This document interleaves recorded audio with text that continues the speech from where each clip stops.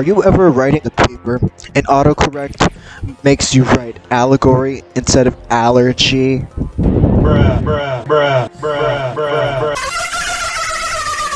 I know, that's so silly.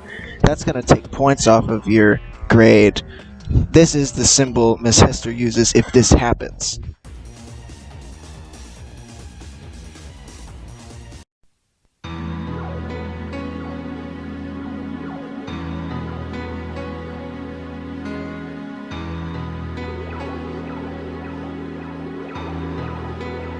Determined to get the job done, we worked all weekend. Jonesy, say that again but with a comma this time. Your sentence was an introductory element. You need a comma in the sentence for it to make sense! Determined to get the job done, we worked all weekend. No, Jonesy, you fool! You need a comma! Determined to get the job done, we worked all weekend. No, Jonesy! In between done and we! You need a comma, Jonesy, no! Determined to get the job done, we worked all weekend. No! Jonesy, you idiot, you're going to get a bad grade on Miss Hester's papers.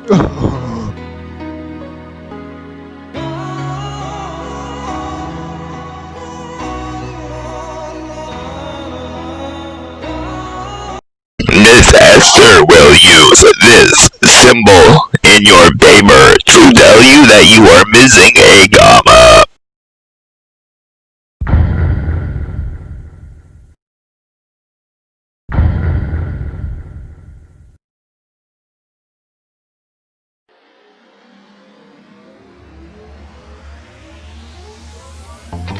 Oh boy, I sure do love writing papers. This is proper documentation. Hello, it's I, former President of America, Obama. Yeah, and I just wanted to let you know that that's not the proper documentation. Here's an example of the proper documentation for such texts as these. Yes, I am Obama. This is actually not proper documentation. This is the proper documentation. Be specific with your quotes and quote it from exactly what it's from, according to the format that you're using for the paper. This is the symbol that Miss Hester will use whenever you are missing proper documentation.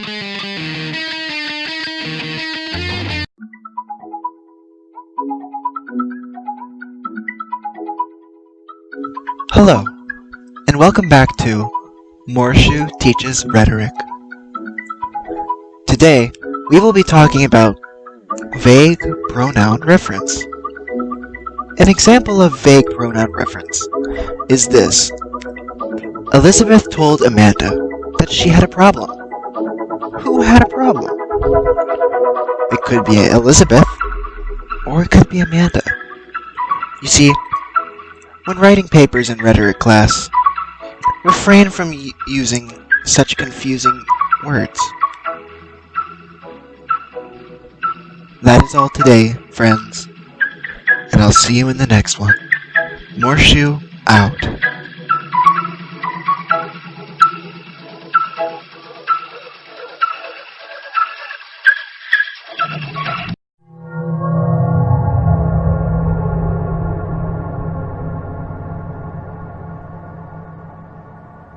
Spelling in America! Awesome. Anti-disestablishmentarianism. Quiver. That looks good. Spelling in Britain. Stupid in it. Bunion. Milk. Immediately. Water. Please do something. Just spell words correctly, you don't get points taken off.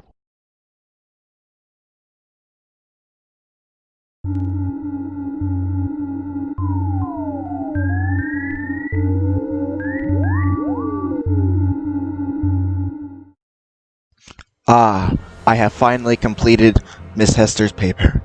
After a long night's work, I am prepared to turn it in tomorrow, confident that I have made no mechanical errors in my typing. Here you go, Miss Hester. This is my paper. Ah, thank you, Jimmy. Wait! Jimmy! You fool! You made a mechanical error in your quotations!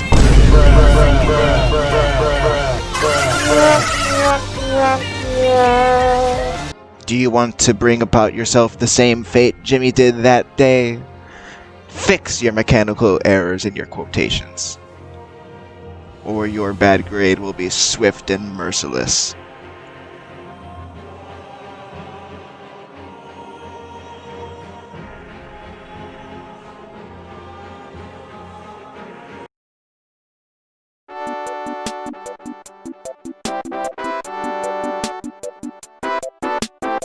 I am writing paper. These commas are necessary.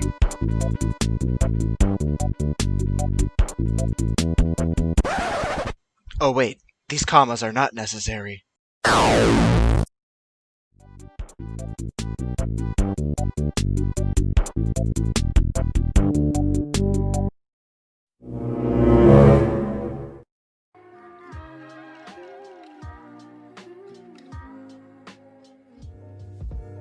Hey guys, I just wanted to make this video because like something super weird happened to me earlier while I was grading one of my students' papers.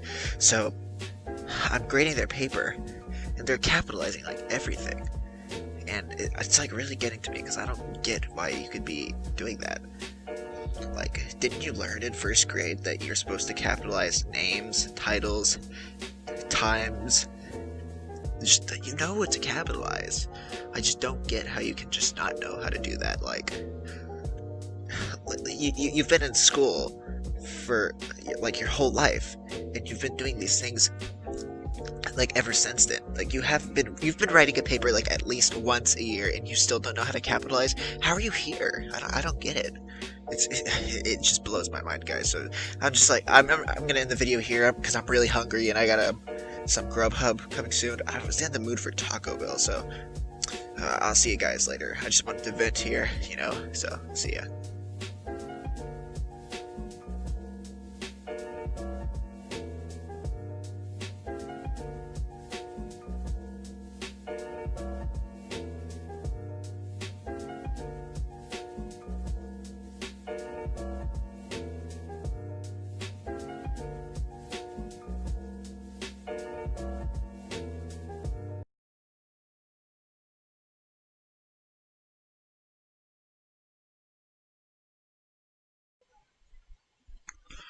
Alright. My favorite part of teaching. Oh, I forgot the word. Huh. If I'd have kept that on there, I would have lost some points on my grade. I have dementia.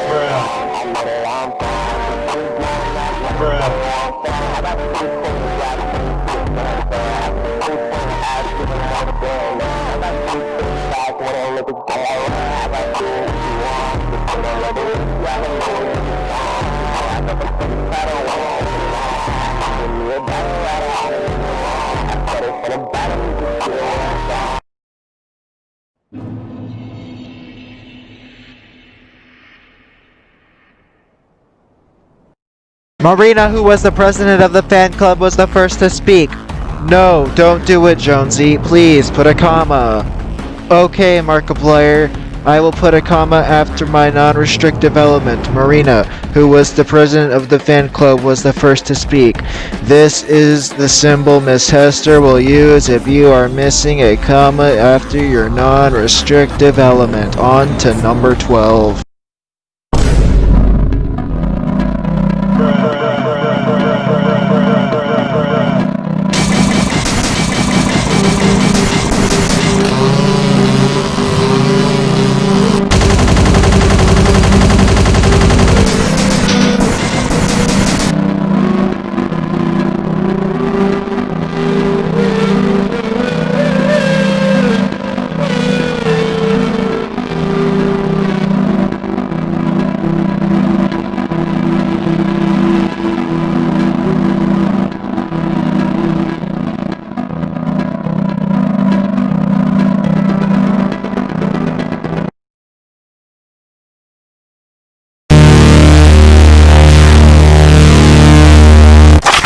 Greg. What?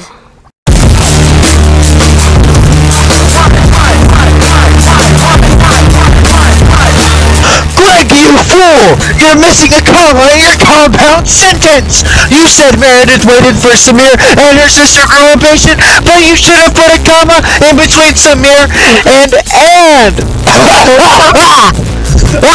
Greg, you silly person! Gregory, do not forget that I am always watching.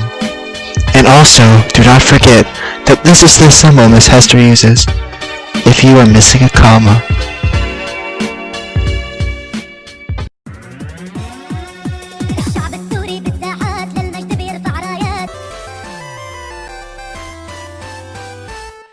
Hello, Internet, and welcome to Game Theory, where we joke about topics that have been irrelevant longer than our viewers have been alive.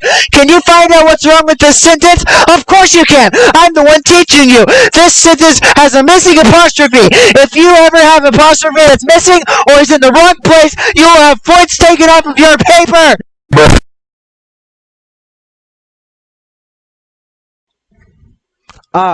It is now time for me to do number 15 out of the 20 common errors in undergraduate writing.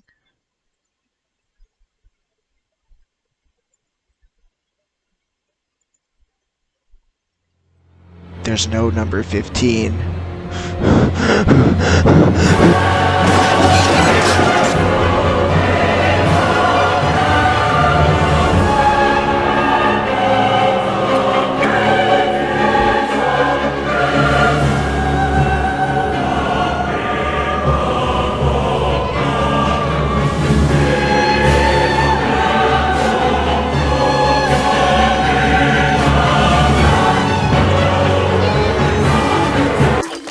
Just kidding, there actually is a number 15, and it's run-on sentences. A run-on sentence is two clauses or more that could each stand alone as a separate sentence with no punctuation or words linked with them.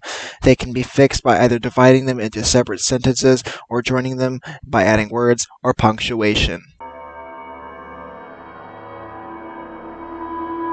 Number 16. Comma splice. A comma splice occurs when only a comma separates clauses that could each stand alone as a sentence. To correct a comma splice, you can either insert a semicolon or a period, connect the clauses with words such as and or because, or restructure the sentence. As you can see, this sentence has a comma splice.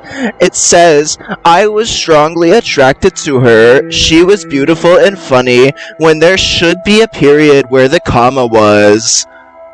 This is the symbol our teacher will use when we have a comma splice in our paper.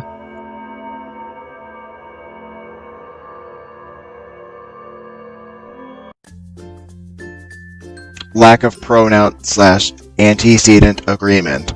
Pronouns must agree with their antecedents in gender, male or female, and in number, singular or plural. Many indefinite pronouns, such as everyone and each, are always singular. When a singular antecedent can refer to a man or woman, either rewrite the sentence to make the antecedent plural or eliminate the pronoun. to use his or her, he or she, and so on. When antecedents are joined by or nor, the pronoun must agree with a closer antecedent. A collection noun, such as team, can be either singular or plural, depending on whether the members are seen as a group or individuals. Miss Esther will use this symbol when you lack pronoun/antecedent agreement.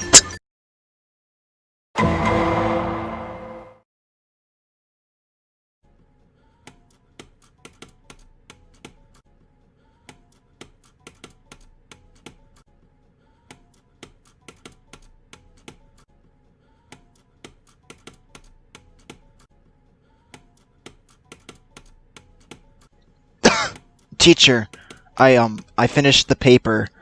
Here it is. Thank you, Jonathan, for the paper.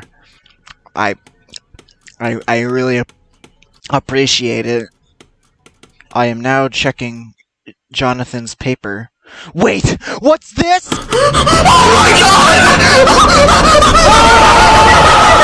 What? Poorly integrated quotations?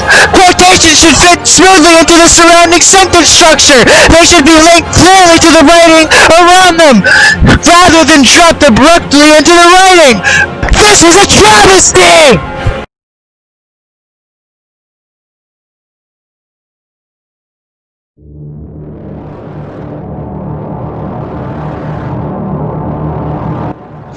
You know, you seem like the kind of guy that doesn't know where to put hyphens in his papers.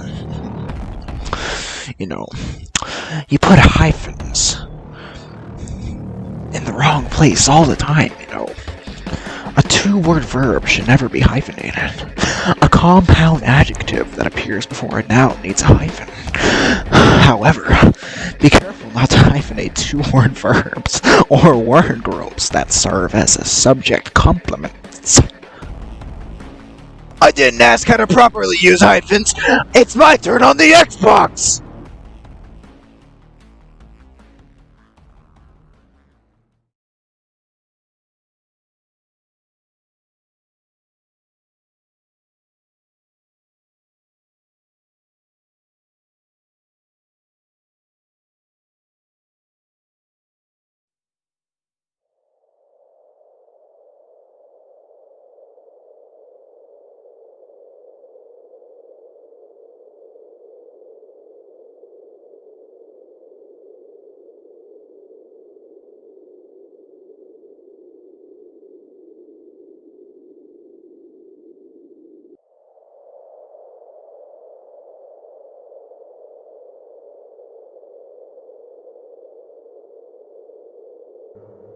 Do you seek the wisdom of number 20?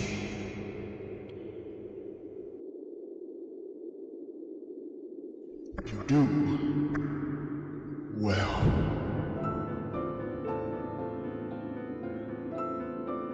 number 20 is a sentence fragment.